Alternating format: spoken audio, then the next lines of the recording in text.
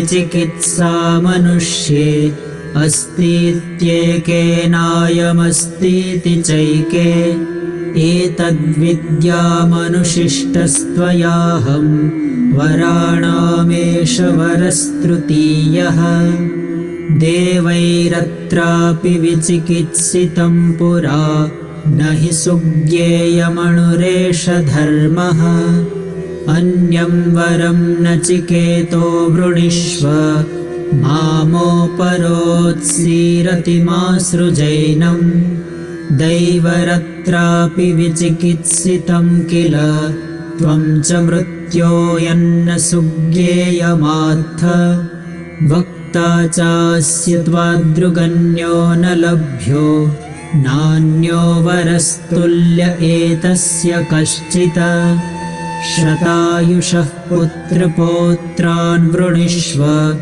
बहून् पशून् हस्तिहिरण्यमश्वान् भूमेर्महदायतनं वृणीष्व स्वयं च जीव शरदो यावदिच्छसि एतत्तुल्यं यदि मन्यसे वरं वृणीष्व वित्तं चिरजीविकां च महाभूमौ नचिकेतस्त्वमेधि कामानां त्वा कामभाजं करोमि ये ये कामा दुर्लभामर्त्यलोके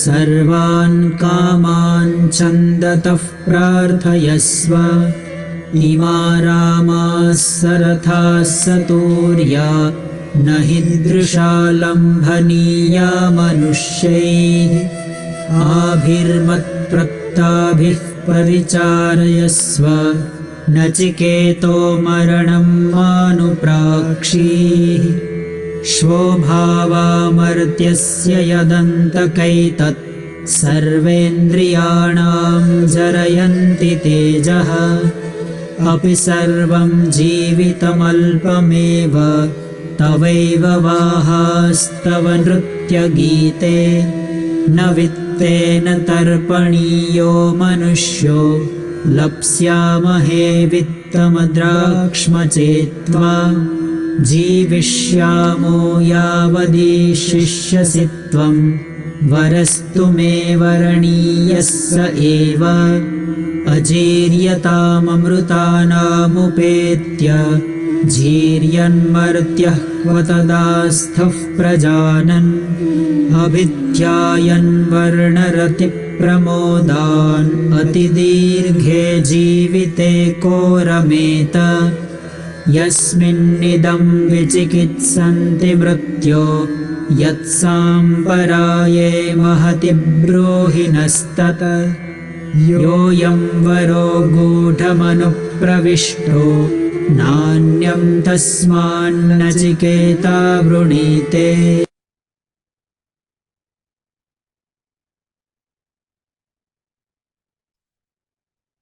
हरि ओम।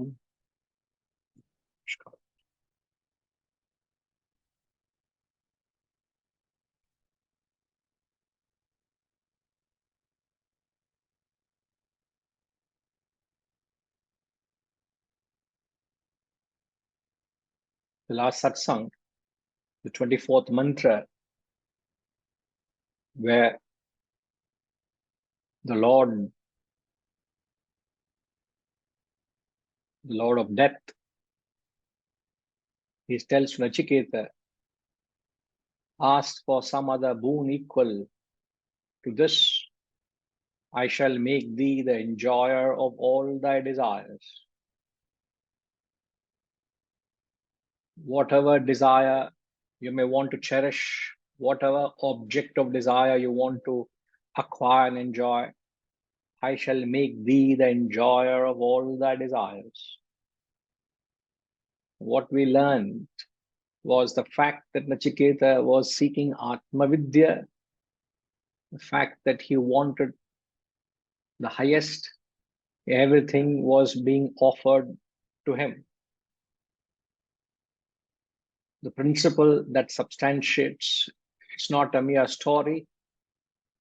The principle that substantiates, establishes This concept is when you seek the higher, the lower is added on to you.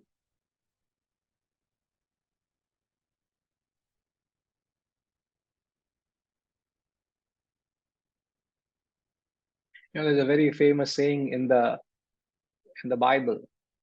He says, "He that findeth his self shall lose it. He that findeth his self shall lose it. He that loseth his self for my sake shall find it." So two halves of the quote. Let me put it in the chat box so you all get it. He that findeth his self shall lose it. He that loseth his self for my sake shall find it. There you go. Everybody in this world, the majority of humanity are trying to find it his self. Means they're trying to find, they're thinking of the limited self. The self here talks about he who is interested in his own limited well-being. He's only interested in the worldly comforts. He always thinks of his own well-being. And he that findeth, most of us have found it. In some way or other, you have found success, you have found name, you have found following, you have created a family, a lineage, you acquired that. So all of us have found it. But he that findeth his self shall lose it. The it loseth, lose it refers to the self. You have lost the higher because you have all invested your time and effort in attaining the world. You have lost the transcendental. You may have gained the terrestrial, but you have lost the transcendental. Why? Because your entire life has been consumed by running behind these worldly pursuits. You have found it. Congratulations, but you have lost the self. No, he amongst us, he that loseth his self for my sake. Means if you have become self-oblivious, you have consciously chosen to worship the higher. When you have attained, or rather, when you have understood the purpose and invested your thoughts in the self, because you have gained the higher, you shall find it. What find? You will find the lower and the higher. The lower will come to you.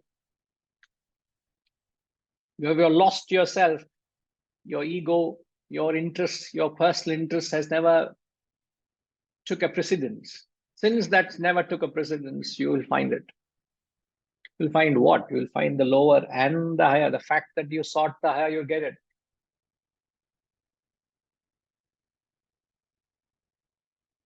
Yes, the lower is all that the world can offer, sir. Whatever you can find in the world is the lower. Prosperity is just an aspect of the totality. You will get name, you will get following, you will get prosperity, you will get recognition, everything will come. But for that, you must not be interested in it. For that, he says, you must seek it. And when you seek it, you lose it. Yeah, so true. Vijayji, the Shastras are glorifying this idea. You seek the kingdom of God and everything will follow. True, very true. So how do we apply this principle? We learned the question, we answered the question, how do you fulfill a desire? We said the only way you can truly fulfill a desire is to rise above the object of desire and seek something else. When you follow a desire, when you keep worshipping a desire, when you keep wanting it, when you keep craving for it, the law is the object of desire eludes you, it runs away from you. But if you want to truly get anything in life, The only way is to show a little unconcern to it. You show a little bit of vairagya to it, show a little bit of detachment to it. So shift your focus off it. You pursue the higher, the lower comes to you. That was what was clarified in 24. We'll move on, we'll take 25, please.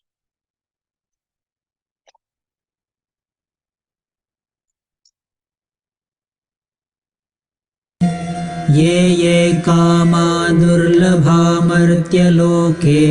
सर्वान् कामान् छन्दतः प्रार्थयस्व इमा रामाः सरथाः सतूर्या न हि दृशा लम्भनीया मनुष्यैः आभिर्मत्प्रक्ताभिः परिचारयस्व नचिकेतो मरणं मानुप्राक्षी.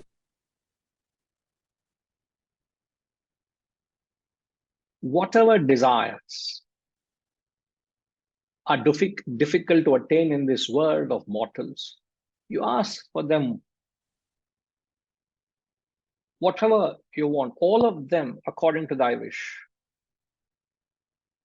These fair maidens with their chariots and musical instruments, such indeed are not enjoyable by mortals. Thou be attended by them. I will give them to thee. But, O Nachiketa, do not ask about the state of the soul on death.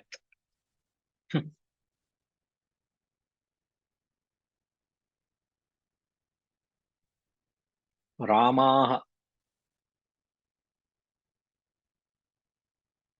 Sarathaha Saturyaha. He's offering three things in this verse. Ramaha, the fair maidens. Sarathaha, the chariots. Saturyaha, the musical instruments.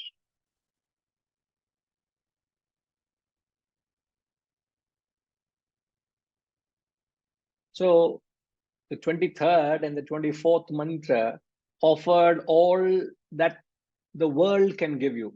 Ihaloka, all the worldly pleasures, the highest. As I said, you can be the monarch of the world. You can gratify anything in the world that you desire for. You can ask for children, grandchildren living for hundreds of years, all of that.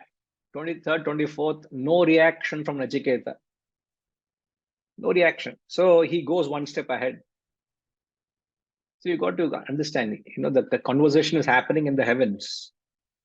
And when you're not interested in a dialogue, it naturally happens is you take your concentration off the person. So when Yama was continuing his psychology on trying to test him, he was distracted. He was not interested in it. So he turned his head other side. And when he turned his head other side, he found what? In the heavens, he found these three. He found Ramaha, Sarathaha, Saturyaha. He found the heavenly maidens. He found them with chariots and musical instruments. So when he saw Nachiketa's sight fell on them, he thought this young boy wants them. And he so instantaneously says, I offer them to you. Enjoy them. Take them. Enjoy. This is not accessible to the ordinary mortals in the world. You are privileged to enjoy these heavenly maidens, Divya Apsarasaha. They will give you all possible joy.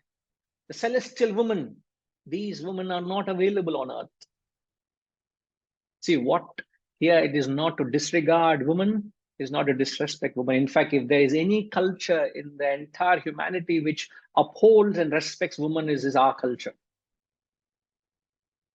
Our Shastras uphold women to a degree unparalleled. In fact, we call the knowledge as Mother Gita. It's knowledge of wealth is a goddess. Knowledge, goddess of knowledge also is a woman. The knowledge born from the Himalayas, the Himalayan, the daughter of Himavan is Uma. Again, it's a woman. So it is not disregarding women, but when they use woman, it is symbolized as enjoyment, symbolic. So when he says, I would offer to you the celestial woman, be thou attended by them, be thou served by them. If you are not able to relate to it, what is this Divya Apsarasaha? In case you have any doubt, you got to think of Miss World, Miss Universe. In brackets, you put for yourself. The most desirous of enjoyment. So he is offering not only worldly, he is giving him the heavenly benefits. Rathaha, the chariots, the horses, the chariots and horses are symbolic of wealth. Women, symbolic of enjoyment. And when he says Saturyaha, the musical instruments, these are the accompaniments that complete any enjoyment. Like when you want to go through any indulgence, you find there's always some music. There's always symbolic of enjoyment, complete enjoyment. So when he talks of women, horses, and musical instruments, he's talking about wealth, symbolic object of enjoyment, and the musical instruments is the actual enjoyment, enjoying, the process of enjoying any sense contact. Whatever desires are difficult to attain in this world of mortals, you ask for them. How desperate is the Lord not want to teach him Atma Vidya? Thank God Nachiketa did not fall. Thank God. If he fell, this is the end of the Upanishad. There is no Upanishad at all. And then you get the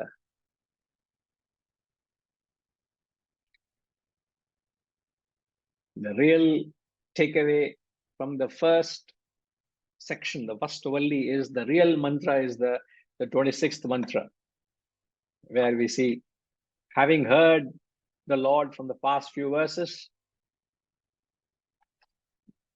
here he responds to the Lord. 26.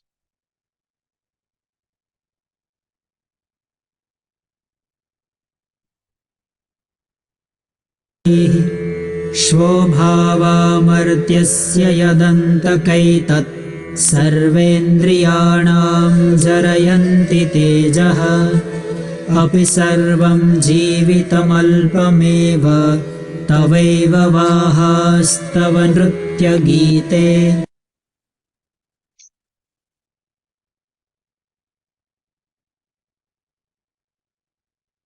Svobhavaha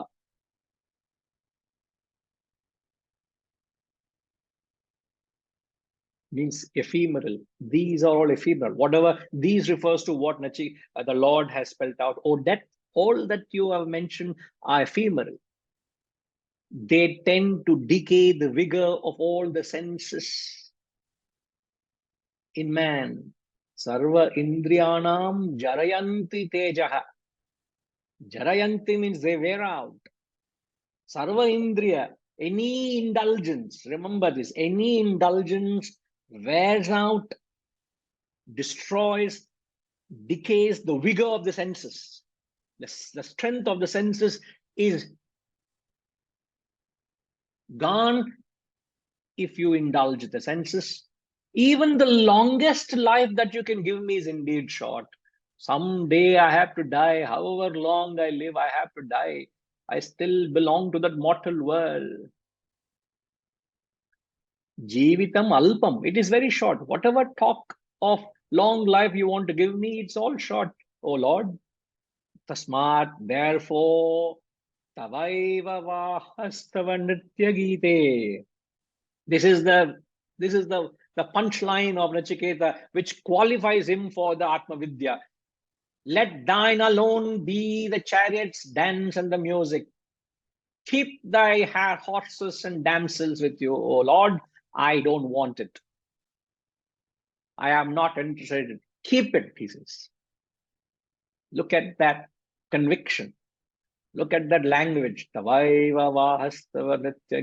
may not remember the Kathopanishad, but if you remember this one line, you will know that you have read the Kathopanishad. This one line you by heart. If not the mantra, at least this one line. Tavaiva vahastava nitya gite. It's a very, very famous verse, as I've said.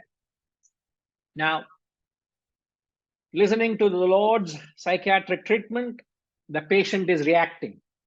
Nachiketa expresses his dispassion, his vairagya for all the objects of pleasure, the worldly and heavenly. Now, if you go with what the mantra is saying, the first 3 lines of mantra expresses his viveka. What is viveka? Viveka, his intellectual clarity. He is able to discriminate and see things clearly. So the first 3 lines talks about his viveka, where you are able to intelligent analysis and critical discrimination. That's viveka. You are able to intelligently analyze and bring about a clear discrimination, a demarcation, a differentiation between what is worth pursuing, what is not worth pursuing, what is eternal, what is ephemeral. That clarity he has got, that viveka he has got. Now remember, a guru or the shastras can only give you viveka. A guru cannot give you vairagya. So the 4th line is of vairagya. Vairagya is dispassion. No guru can give that to you. A guru can teach you how to discriminate, but he can't give you vairagya. Now, I don't know whether this thought occurs in any of your minds. See, Nachiketa is a young boy, a young Brahmin boy. What would he know of the pleasures of wealth, pleasures of woman? So it is possible that Nachiketa, dispassion is not out of maturity. Is it not possible? When you have a dispassion for something without knowing its value, it is not true dispassion, isn't it? And a man, a young boy, what would he know of the joys of the world? He has not even tasted, he doesn't even have an idea what the worldly pleasures are. He may not have the passion for wealth, he may not have the passion for power, the passion for woman. So it is possible that his vairagya is false. It is possible, but it is not so. Now, it is not our problem to worry whether Nachiketa's vairagya is real or not, because he passed the test, he got the Upanishad, which we're going to study. Now, what is important is we need to find out what are the conditions to check one's vairagya.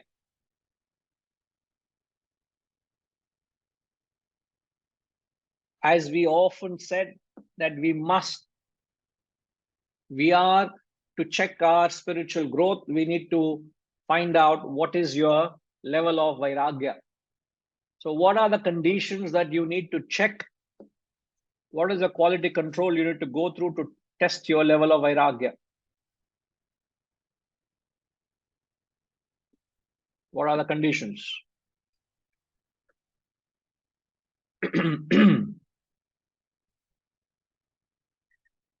There are 7 conditions.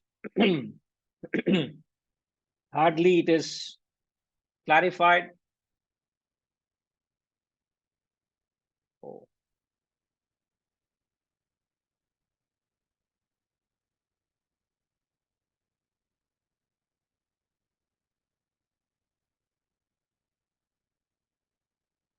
Looks like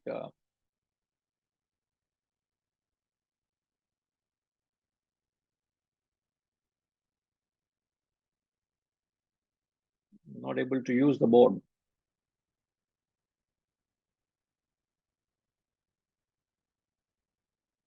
Fair enough, no problem.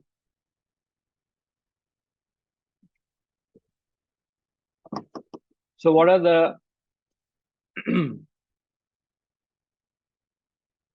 seven conditions? The first condition is you must be amidst the sense objects. You can't test your level of vairagya by being away from the world or not being amidst sense objects. First is you must be amidst the sense objects. Second, you must have the desire for the object.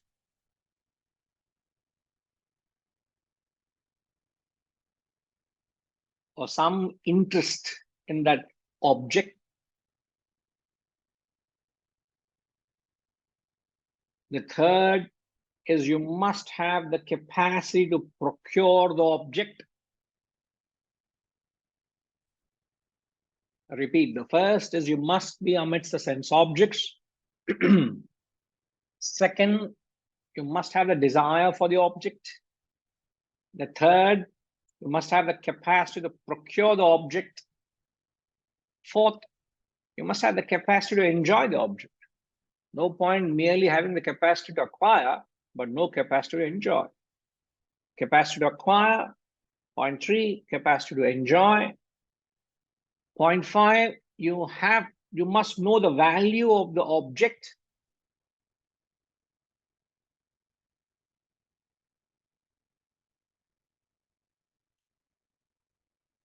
Point 6, you must be able to discriminate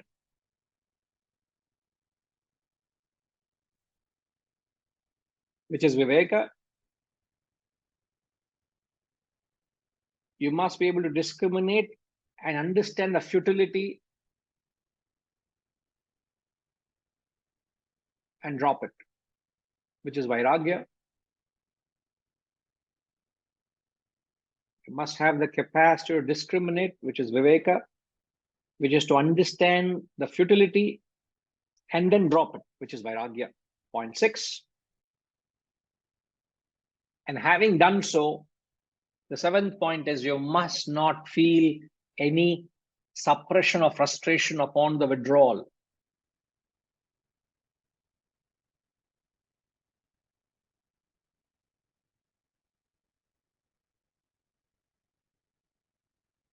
Now, when you pass this test of all these 7 qualities, that is when you can claim to have a sense of vairagya. Otherwise, no.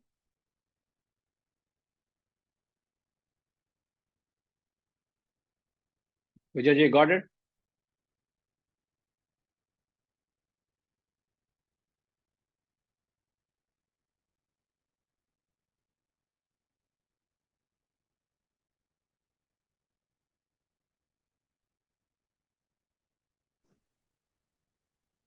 Yes, I did get it. Thank you so very much. I did have one thought though. Shouldn't there be an eighth point as well, that you have a taste of the higher as well in order for you to drop something of the lower?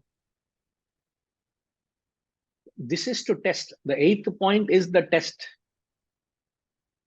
If I claim I have a dispassion for the lower, which arises because of my passion to the higher, these 7 points will have to be applied to that particular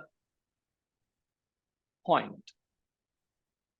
See, vairagya is what? A dispassion to the lower. When would you have dispassion to the lower? Only when you have a passion for the higher, right? So these 7 points actually put your claim of vairagya, which arises because of viveka. Without the 8th point, all the 7 points have no meaning. But sometimes it's possible for beings to be still searching, that they know that there's something higher, but they can't put their finger on it. Like when I was in the business world, my partner always complained that, you don't have the drive, yeah, I'm the one that's carrying the load of the company, and but for some reason, like I could feel like what am I doing here? Mhm. This is not something there's something more I'm supposed to do, but I don't know what that is. So earlier stage Vairagya was already there, but I just couldn't put my finger on what I was feeling and why I was feeling that I'm not supposed to be where I'm at the moment. I'm supposed to be somewhere else doing something else, but I don't know what that is. Mhm. Yeah, but still, if you are true to that inner feeling, how do you assure yourself? Is it not a passing emotion, or is it a deep sense of suffocation that you feel where you have been or you had been? So these things will actually ensure that that feeling is very genuine and very robust, or it could be a passing feeling. So that's where I am saying that these qualities, when you put yourself to test. Now, did you take a note of these, or is it a mental note? No, I've taken a note of it. Can you mention what are the 7 steps, please? Sure. Uh, must be amidst the sense object, number 1. Number 2, Mhm. you have the desire or interest in the object. Number 3, you must have the capacity to procure the object. Number 4, you must have the capacity to enjoy the object. Number 5, you must know the value of the object. Number 6, you must be able to discriminate, which is viveka, and understand the futility and then drop it. And number 7, you must not feel a suppression or frustration upon withdrawal.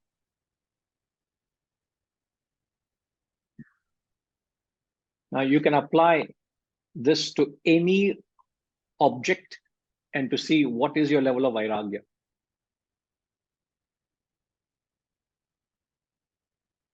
So if we tick all these 7 points, so vairagya is like you've checked all the boxes, so you already set a strong foundation for the next step, which is seeking the higher. Yeah. So the when you tick all these boxes, what it means is you have truly no value for the lower. The lower has no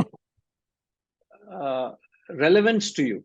It may be with you, may not be with you, but you have no value for it.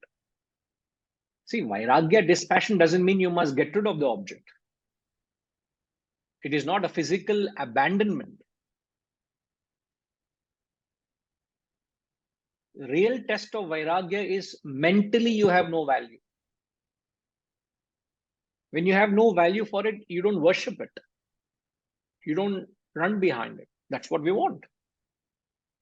So you could also appreciate what is there, but at the same time be detached, where if it's there, it's there, it's not there, it's not there. It doesn't make a difference. Yeah. But to be truly true, so true to that quality, you must put yourself to these 7 points rigorously. Perhaps the real test is the 7th point. When you are away from the sense object, or when you're told to part with that object, there is no sense of frustration.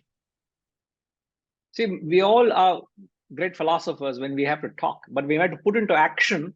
The real test of philosophy is seen, a real sense of commitment. See, when we talk of organizing something, wanting to take the wisdom forward, we must serve the foundation, you must do this and do that. Yeah, a lot of people will talk so many things. There's so many groups that are there existing. We are tired of creating more groups. But when we talk of action, which means you must take time out, you must get over your preconceived notions, your preoccupations, and say, yes, I must devote my time, I must prioritize it, I must serve, which means I must put my, whether be it my physical resources or my time as resource or my effort to serve this cause. When it comes to that, you find all the talk goes out of the window. What happens to all your talk of wanting to serve this wisdom? You don't want to take one step forward. You can't sacrifice anything to serve this cause, and yet you talk of service. chalk and cheese, blowing hot and cold. So the reality is, when it comes to reality, when you put yourself to test, most people fail. Therefore, if I were to tell you to give away something which is very dear to you, sir, and test your level of vairagya there, a very elderly lady, and it struck me so hard. I'm putting this episode. I don't think I don't know who is there from Malaysia now. I think Lakshmi Ma is only here. Arunama also is there. Arunama would know. Arunama, correct. You would know, what's that lady who used to pick me up for the classes? One of the first classes in Malaysia was at Cheras, right? Auntie Pushpa. They used, Was it Auntie Pushpa? I think one Pushpa I know here. Then, That lady also, Pushpa Ma. So yeah. Pushpa Ma, I have known another Pushpa Mama. So there used to be this very elderly lady, and those days I was not having any vehicle to drive. So Cheras is a good 1.5 hours drive from Kuala Lumpur, right? And we used to have satsangs there. One of the first satsangs in Malaysia I started in 2003, 2004. And I remember Dr. Shi used to drop me back, but somebody had to pick me up. And this lady, Dr. Pushpama, she used to pick us up. Me and Vijay pick us up and then drop. Once she said, Vinayji, I would like to have a glass of water. Can you please? I said, please come up, ma, please come up. I remember we were staying in the 9th floor of that building. And she came into the house. You'll not believe. We had moved in maybe 2-3 months into the apartment. There was nothing. There were just 4 walls, a roof, and a floor.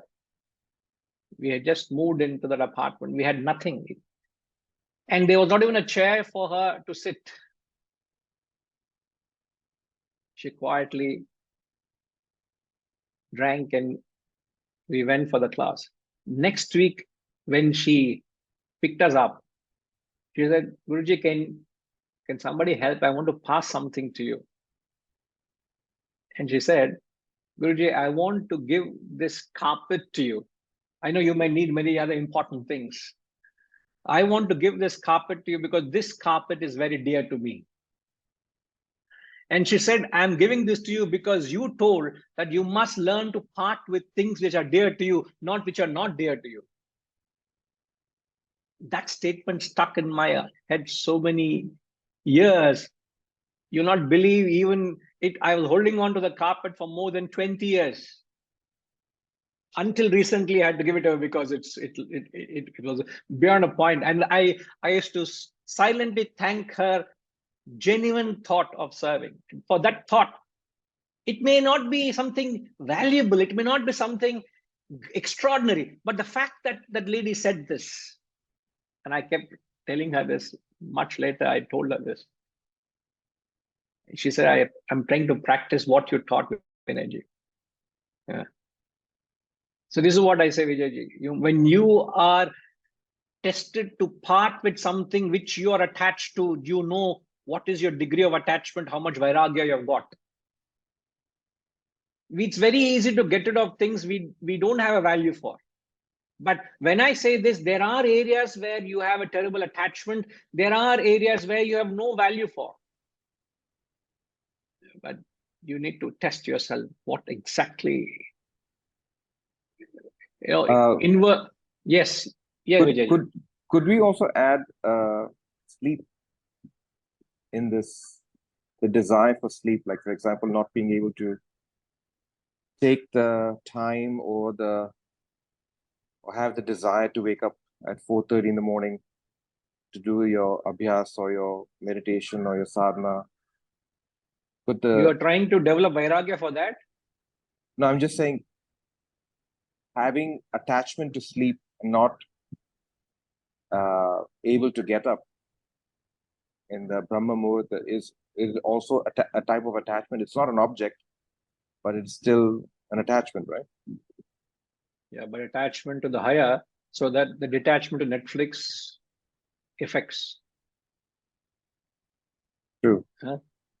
So it's attachment to all the non-essentials. You will develop an attachment for the essentials. You may not enjoy, you may not know the value of that early hour. You not tasted the real joy. Example, not being personal at all. Yeah. So once you have tasted it, then you understand the futility of it. Yeah. So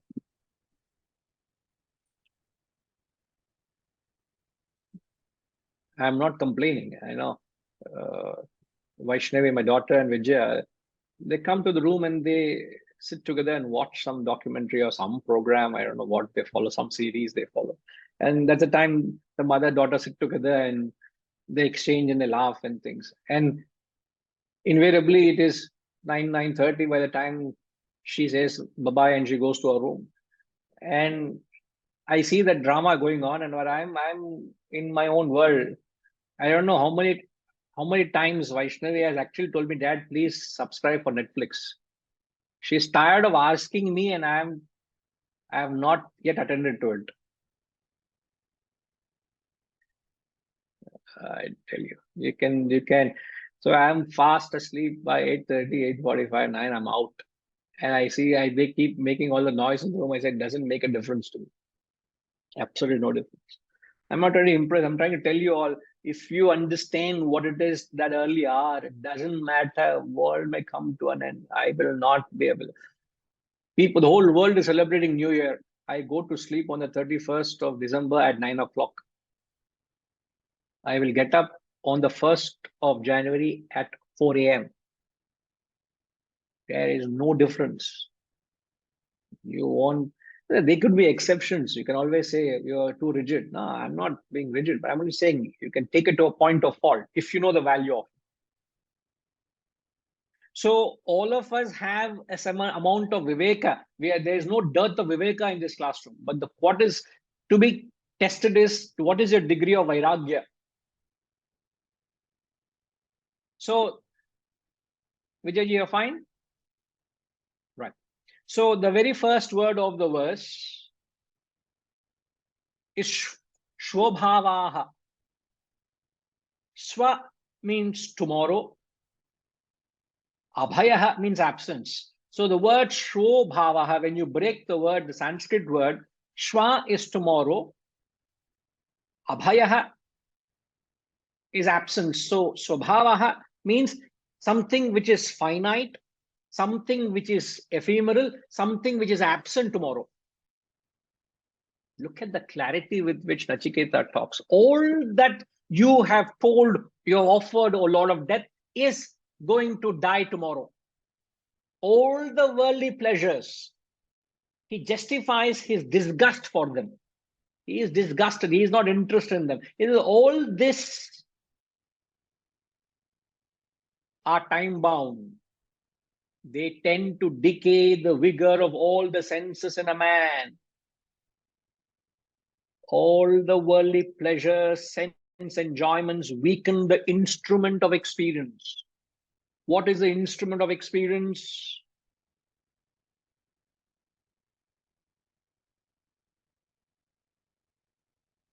Ramji, what is the instrument of experience he's talking about? They tend to decay the vigor.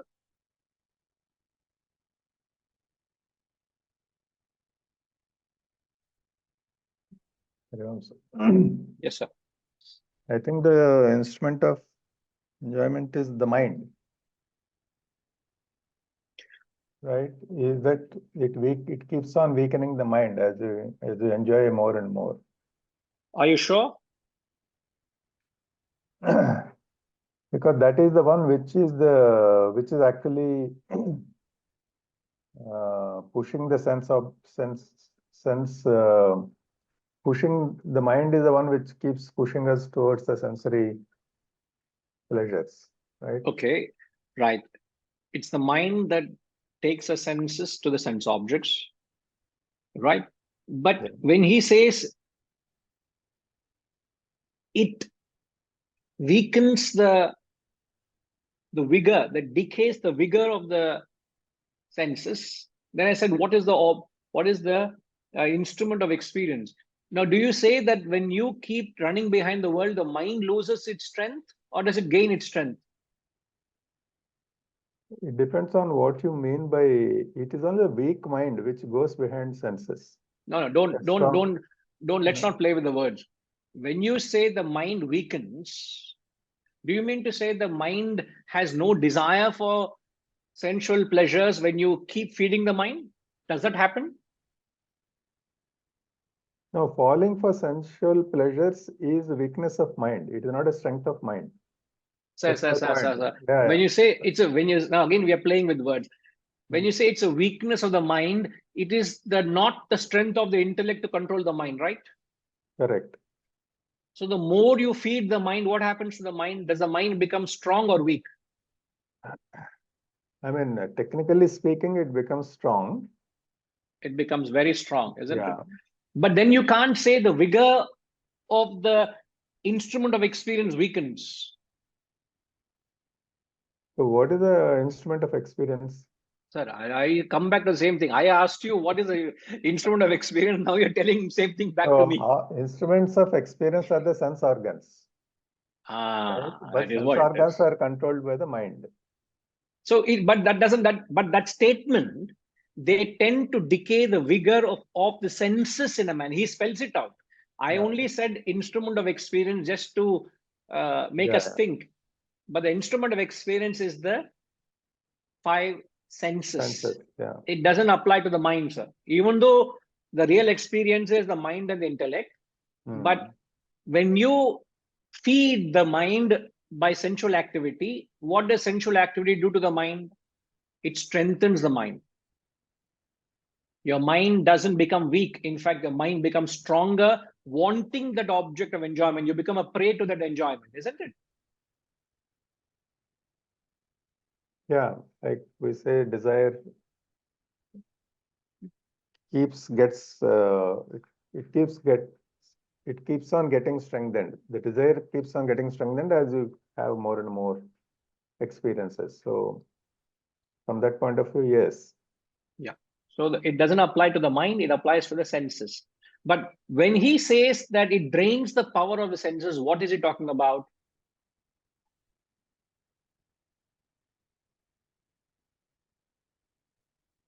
A concept which we are familiar.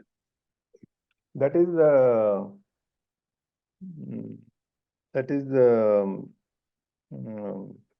what is that called? Diminishing returns. Correct. The law of the diminishing value kicks in. Yeah. Look at the clarity of this young boy. He says, all the pleasures that you're offering, oh Lord, if I were to keep enjoying them, it will destroy the vigor of all my senses. All my life is going to, all that long span of life is very short, he said earlier. Here he's saying it's going to destroy my ability to enjoy.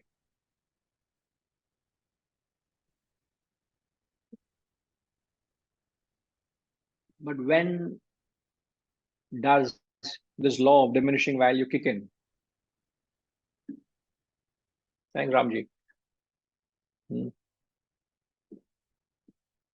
Harish, can you answer this question? When does the law of diminishing returns or diminishing value kick in?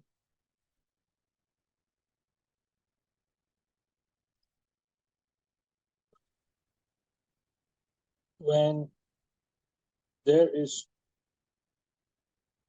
too much access and availability to it, it loses its entire flavor. Because it's abundantly available, and we have overindulged in that environment. So there's too much of it. So somebody was telling me other day that Guruji, you're easily available for these classes. He said, don't be available. Then they'll know the value of this knowledge. Correct. I said, decided very soon I'm going to not be available.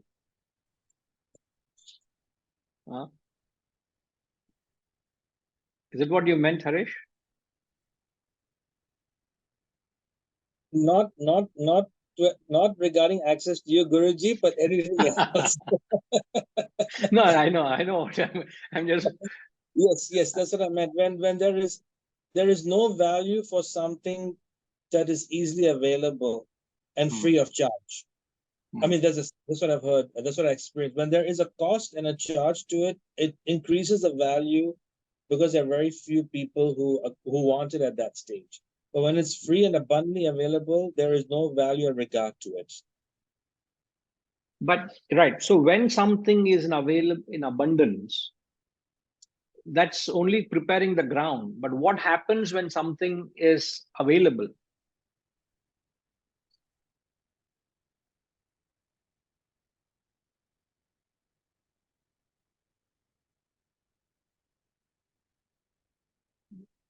See, I mean, when you have an access to sense objects, what does Yes. it create?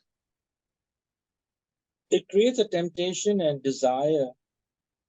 If we have an interest in an object, then it creates a new desire for it. Yeah, but then just because you have a desire for something doesn't mean you have reached a state of the diminishing value or diminishing returns, isn't it? Yes. See, you know what exactly is diminishing return? A law of diminishing return means there are two aspects to it. One is the contact of object, there is no pleasure. You come to a point where you have the object, you contact the object, you enjoy the object, as it were, but there's no pleasure out of it. So, first point is contact of it, there is no pleasure. Second point is when you don't contact it, there's displeasure. This is the law of diminishing value and the law of neutralization. Both these laws kick in. So with it, there's no pleasure. Then why can't you get rid of it? Because when you get rid of it, there is displeasure.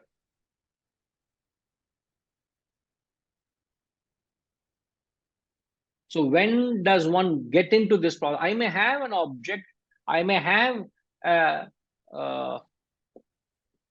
any object of enjoyment, but there's no necessary that I get neutralized to it. Now, for example, is all the mango season now. Maybe another 2 or 3 weeks, the mango season would come to an end in India. Now, the first mango that we would have had after abstaining for 9 odd months was, it is heaven. You have 3 mangoes, 5 mangoes. The mangoes which were sweet may not be sweet anymore to you. Then you have 20 mangoes. What would happen? The same mango which was sweet, the first mango becomes a pain. Then if I were to give you 45 mangoes and say keep eating, it is literally a punishment.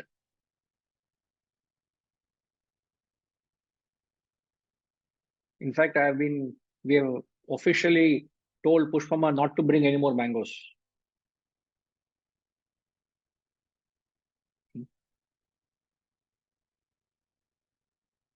Because I have told her I like a particular mango, and then there's a flood supply of that mango to the house.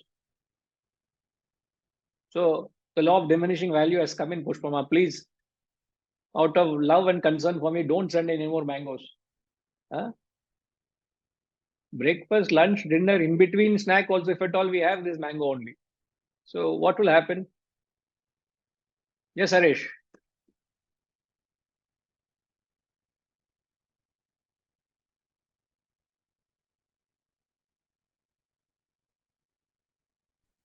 So Guruji, there is then a lesser appeal to the object, no? Like in the case of mangoes, the more we have, the appeal gets lesser and lesser as we go forward.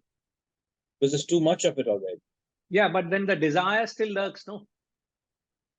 It doesn't mean you have developed a vairagya for it. It's a temporary disgust that comes because of too much of exposure. That doesn't mean the desire or the vasana in you has gone. This is what one of the points wrongly advocated, but the great Rajneesh, who's very famous, he says, if you want to get rid of a desire, he says, go all out indulging in it. So what happens? You get a sense of disgust to an object because you are indulging. But that doesn't, it only gives a temporary sense of "Pah, I've had enough, I don't want it." That doesn't mean the desire is gone. The desire is an attachment, or the wanting for it is still there. That is not true vairagya. It's false vairagya. But you get to a point of neutralization, you get to a point of diminishing value. Gayatri Ma, what's the reason?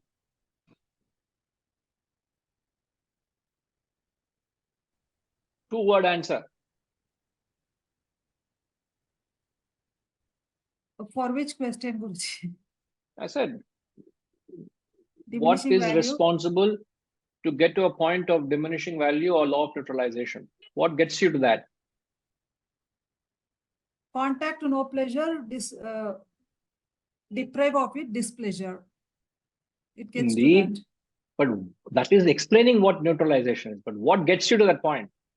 Indulgence. What is indulgence?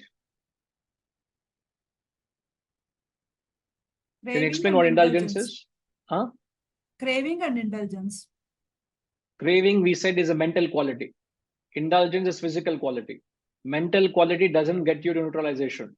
Only physical indulgence gets you. But what is indulgence? I don't know such English, ma. Please explain to me. What is indulgence?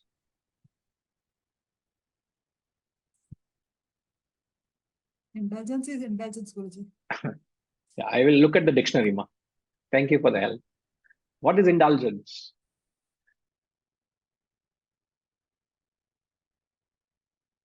Vasanta ma, what is indulgence?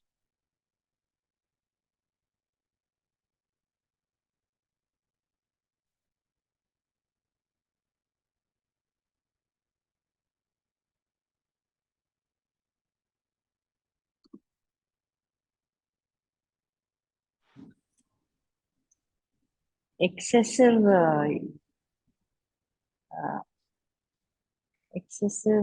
you're enjoying it. I mean, you're indulging, you're taking too much of it. No, is it Beyond quantity? your When you say control. too much, what is too much? Is it whose quantity is a standard? Till the point it Is doesn't your, satisfy you. so it's subjective, right? Yes. So what is less for me may be more for you, or vice versa. So it's not quantitative. When you say excessive, it is that is not a standard thumb rule. But I'm talking of a principle that gets you and me into the neutralization. What is it? So I'm trying to ask, what does the word indulgence mean?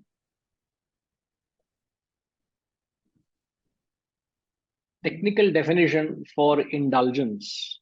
Not using your vairagya. That's understood. You don't have vairagya. You don't use your intellect. What gets you to a point? Huh? Till you get frustrated. No. What frustration? Indulgence. There's no frustration in indulgence. No, it leads you to too much of indulgence. You don't enjoy a stage. That is Then what it we leads to explain. You're actually explaining, but I'm asking, what is that which gets you to that point where you don't enjoy? You get, as somebody is saying, you get saturated. All that is right, but what gets you to that? What kicks in the Guruji, process of indiscriminate diminishing? contact. getting Indiscriminate contact. attached. Suddenly she woke up.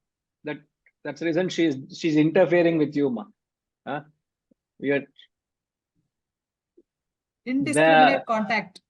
correct. That's the word. What gets you to the law of diminishing value is indiscriminate contact. It is not the contact that gets you to this law of diminishing value. It is the indiscriminate contact. Means you don't see any punctuation between two contacts.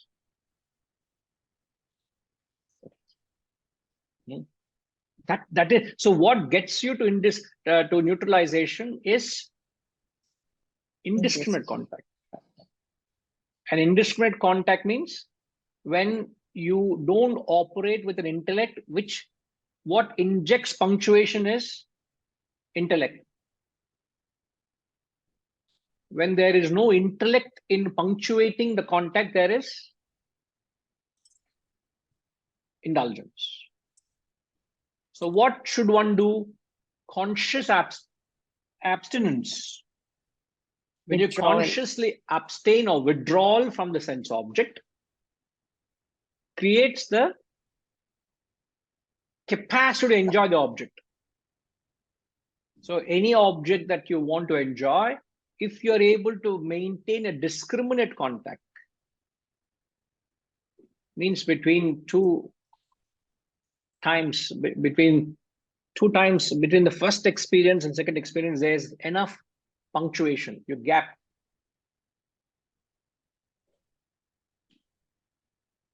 You know, when the grandchildren are all overseas, and when they come home after 1 year or 2 years, you have not seen them. There's so much joy. You're longing for them. When are they coming? When are they coming? Anxiety is there. The same joy recedes if this time 1 month they've spent here. The joy recedes in the course of the 1 month, because constantly gloating at them, constantly attached to them all the time in the company. You just want some time to be with yourself. You don't enjoy them anymore. Why? Indiscriminately indulging in the company of the other. It happens in all relationships. Any enjoyment, the point where you don't enjoy that contact. Now, there's a very famous verse in Bhajagovindam which clarifies the point which I raised with Ramji earlier. You know, which say, Vayasigate kaha kama vikaraha shushke nire kaha kasaraha kshine vitte kaha parivaro jnate tatve kaha samsaraha. Now the verse translation is, he says, when age is gone, where is the play of lust? Vayasigate kaha kama vikaraha. When the age is gone, where is the play of lust? Shushke nire kaha kasara. When water is dried, where is the lake? Kshine vitte kaha parivaro. When wealth is gone, where is a retinue or following? Jnate tatve kaha samsaraha. When knowledge of the reality arises, where is the terrestrial entanglement? Where is the terrestrial samsara? So he gives a cause and effect for each thing. So there is a difference between, the point I want to drive home is kama vikaraha and kama vicharaha. They are two different things. Ramji, are you able to draw in the difference here? Kama vikaraha, kama vicharaha. When the age is gone, where is the play of lust? That's what the verses, mantra is talking. Senses lose their vigor. Yeah. But kama vicharaha. What is kama vicharaha? Thinking of the desire. Thinking of the object of desire. That doesn't go. Yeah. My body is lost the ability to enjoy the sense object, but the desire for sense object is not gone. Yeah. One is at the mental level, other is at the physical level. Kama vikaraha, kama vicharaha. He was a very elderly person. In Malaysia, he used to come for the lectures. Religiously, he'll come for the Gita lectures with a walking stick. Little stout man, short man, he will come with a walking stick. Once he came and told me, this is what he said. I'm not able to control my mind craving for sexual pleasure. My mind craves for it. My body is not in a position to satisfy.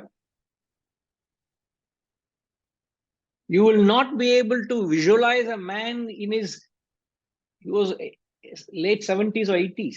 He can't even walk and he has the craving for such pleasure. So physical inability has no taboo or measure to what your mind can ask for. So they're two different things. Because you have enjoyed it at one point of time, So it is a nostalgia which keeps coming back to you when you can't enjoy it anymore. Suppose all the teeth are gone, sir. You can't bite a, let's say, Walnut. a walnut. Okay. So just because of that, your craving for walnut keeps going up because you can't bite it. Sir, are you supporting that case or are you going against it? I don't know what you're doing. I'm saying that Your logical explanation, your viveka is justifying the case, sir. It No, should not be, sir. should be other way around. No, sir. Out of the 7 Vairagya criteria you mentioned, Uh-huh. number 3 is you must have the capacity to, number 4 is you must have the capacity to enjoy. Right? When you don't have the capacity to enjoy, whatever Vairagya, you will not get that Vairagya. So that vairagya you may show towards a particular object of enjoyment is false, right? Yeah, it is false because you can't enjoy it anymore. But it keeps on pricking you that, you once enjoyed it, now you are unable to do it. So the desire keeps going up. Which is not right, no? Please, It is not please right. mention. I'm Please not saying. no. The way you are convincingly endorsing, I am doubtful whether you are saying it is right or wrong. It can't be. No, I'm not saying it is right, sir. I'm saying it is a natural. Yeah. It is natural to an indisciplined mind, not a disciplined mind. Disciplined mind means when he is capable of enjoying it, then he should have Vairagya.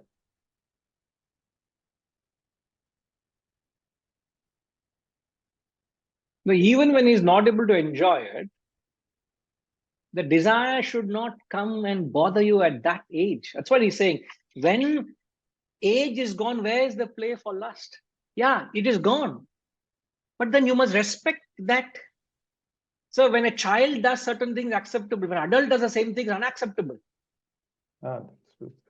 So there is this where you must respect your, that's why they say physically we have grown, but mentally we have not grown. That maturity is not there. Yeah. So just because you have experience of love doesn't mean you're as mature to your age. Not necessarily. Yes, sir. So But karma, yeah.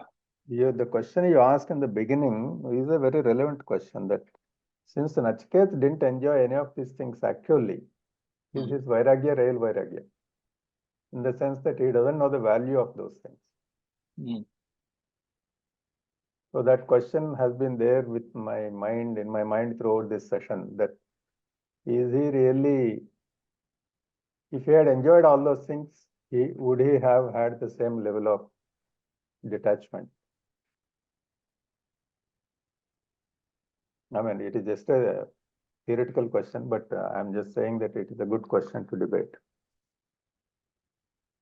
Can you repeat the question? I'm saying that what you asked in the beginning, that since Nachiketa didn't actually enjoy any of these things, was his Vairagya real Vairagya?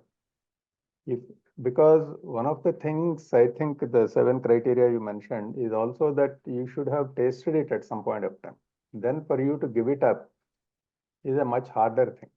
If you have not tasted, like I have never gone to, let's say I have never gone to Everest Base Camp.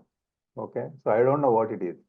For me to say that I have given up Everest Base Camp, desire for Everest Base Camp has no meaning because I have never enjoyed it. If you say that, then it is Vairagya. But if I say it, it is foolishness because I have never gone there actually. So actually enjoying it at some point of time is also one of the important criteria for giving up, which Nachiketa never went through. No, that can't be an essential criteria to say I have no Vairagya for it. No. How can you say that?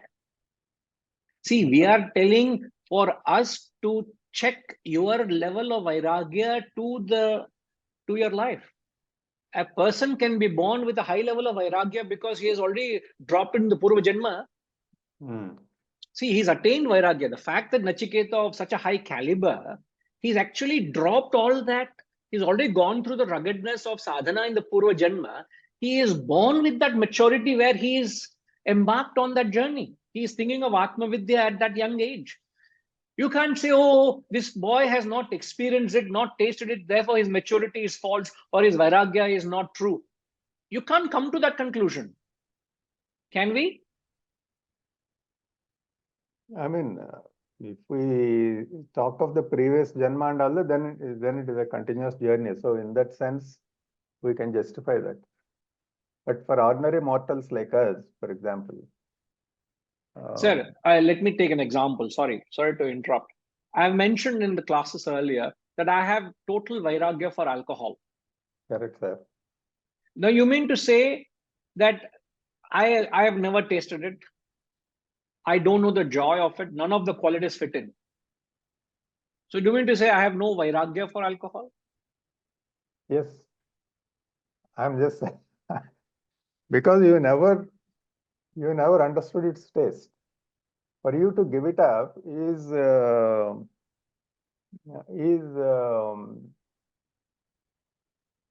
it is a conditioning that you have done of your mind rather than actual vairagya. Sir, you must understand the real test of vairagya is the lower must drop. Correct, sir. The lower object should never have a charm for you. So never in my life, to be frank with you, I've never ever had a desire to work for a living to earn money. I can bet to you that I have never wanted to work for a money. Whether there are resources provided or not, it never occurred in my mind that I can make a livelihood and earn money and make riches. So there is a certain mindset, a certain conditioning, a certain maturity, a certain perspective to life because of a certain sadhana or a certain readiness. Now, when we say these criteria, it is for us to be very sure to check your level. Yeah. But the end result of vairagya is what? That the desire for the lower must not exist. So Correct. if I go back to my own example, that I have no desire for alcohol, I have no desire to, you give me the most. So, when I was 19 or 20, I remember I was 20, when I first organized my first lecture tour for my guru in Hyderabad. My guru came to Hyderabad, and remember we were sitting at, the then very successful, very popular this is in 95, 96. 94, 95. Ramingaraju, Satyam Computers was really big, was getting really big then. So I remember myself, Swamiji, another person who came along with Swamiji, we were sitting in Ramingaraj's office, in his chairman's chambers. And I remember Swamiji was asking me, hey, you can have a job, Kawalara. He asked me this, hey, you want to should I get you a job in Satyam Computers? When I was 20, it was a time the computers were real booming, and here's a man, the chairman of Satyam Computers, sitting there. He just went out to something, and just 2 minutes asked, hey, you want a job? Imagine I said, yes, Guruji, Swamiji, I want to have a job here. Effortlessly, I would have got a job, whatever it is, whether I'm qualified for it or not. But I looked at him and smiled. I didn't even say no. I just looked at him and smiled. That was my reply to him. Do I know what it is to be in a corporate job, what success, what all that? I may not know, but I had all that vairagya in me to say, so I am not interested, sir. So would you call that not a vairagya? It is vairagya, sir. It is only these conditions are given. Then why are these conditions given? You can come to a false conclusion not knowing what your actual strength is, because strength of a chain is in its weakest link. Remember the saying, the strength of a chain is its weakest link. So if you really want to know your strength, you test yourself in areas of your attachment. You must test yourself in areas of your weakness to see, have I really matured? You don't measure your strength in areas of your strength. You measure your strength in areas of your weakness. To ensure that you are progressing, you need to take these things. Take one object of your attachment. You may have weakness for attachment to money or attachment to family. Let's take an example and then measure your vairagya towards your family, or vairagya towards your wealth, or vairagya towards something that you're attached to. 6 months ago, I was there. 6 months later, I'm here. Have I changed? You can't measure it with reference to a desire you don't have, no? But just because a person has no interest and has not experienced it, does not mean he has no vairagya. So Nachiketa is embodiment of vairagya. He may not know the value of ihaloka and paraloka pleasures. He may not know the value of power or wealth or children, grandchildren, all that doesn't know. But that man has already gone, surpassed all that and dropped it. But to test, am I progressing? To test your progress of vairagya, these qualities required. Because you can't test your vairagya to desire you don't have. If I have to test, I know I have vairagya. I can't test my vairagya with reference to alcohol. Now, have I not grown spiritually from 95 to 2024? Yes, I have grown. How do I test myself? I can only test myself with reference to desires I have. Do I still have them? To what extent am I a master or a slave to them? That is how you test. I hope Yes, sir. the Yes. clarification justifies it, sir. Yes, sir.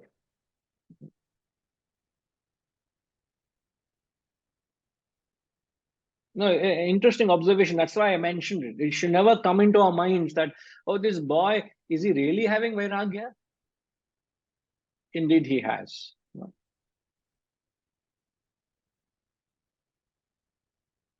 So these steps are given to measure your level of vairagya. And that will reflect to desires you may not had also. You may, and automatically, we say, isn't it, sir, you can burn off a desire or a vasana through knowledge or experience. I don't have to burn every desire through experience. I can burn it off through knowledge and wisdom also. Yeah. So these men who have had the wisdom, they burn it off without experiencing it. Yes, sir. That's a good explanation, actually. Thank you, sir. Burn desires. Yeah. One doesn't have to go through experience to burn it. It can be burned through. But I didn't like your points. You said in the beginning you asked a good question. I keep asking so many questions. Only that question you said good. I'm very It was hurt good by your because comments, it sir. stuck with me throughout the class. So I wish you clarified before only, because that means you were stuck somewhere else. no. I get you, sir. Thank you. Thank you, sir. Yeah, Setuji?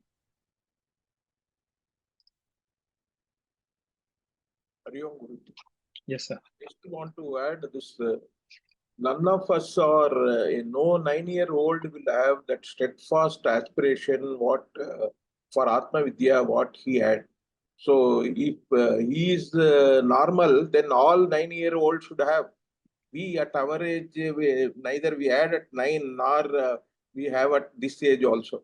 So that shows he was an evolved person already. And Purva Janma he has evolved. Same way. Absolutely. Yesterday, Setuji sent me a video. Maybe you should, how many of you will follow? It's in pure Tamil. I didn't follow some of the Tamil words there. But this young girl, maybe she will hardly be 7-8 years, not more. My God, the way she quotes the Shastra, she quotes the Vishnu Sahasranamam, and the way she justifies her arguments, 4 minutes she talks. I tell you, that girl is a truly, she has some potential. What she makes out of it is something extraordinary, but maybe you should put it in the satsang group. Okay, ma. Whoever can follow it, please follow it. Something fabulous.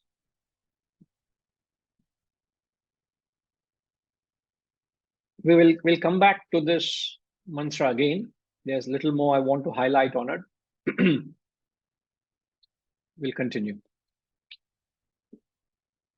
Om Purnamada Purnamidam Purnat Purnamudachyate Purnasya Purnamadaya Purnamevavashishyate. Om Shanti Shanti Shanti. Hari Om. Shri Gurubhyo Namah. Hari Om.